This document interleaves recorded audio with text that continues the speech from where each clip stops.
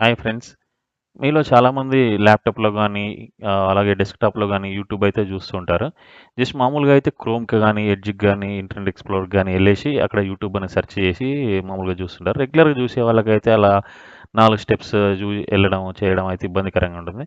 అట్లా కాకుండా మనం ఒక షార్ట్‌కట్ అనేది క్రియేట్ చేసుకోవచ్చు. అది ఎలాగంటే జస్ట్ రైట్ క్లిక్ ఇచ్చేసి ఇక్కడ మౌస్ రైట్ క్లిక్ ఇచ్చాక న్యూ అని వస్తుంది.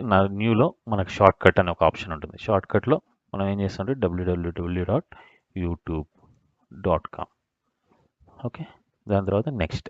ఇక్కడ మనం షార్ట్‌కట్ నేమ్ ఏం పెట్టాలనుకుంటున్నాం అంటే యూట్యూబ్. ఓకే.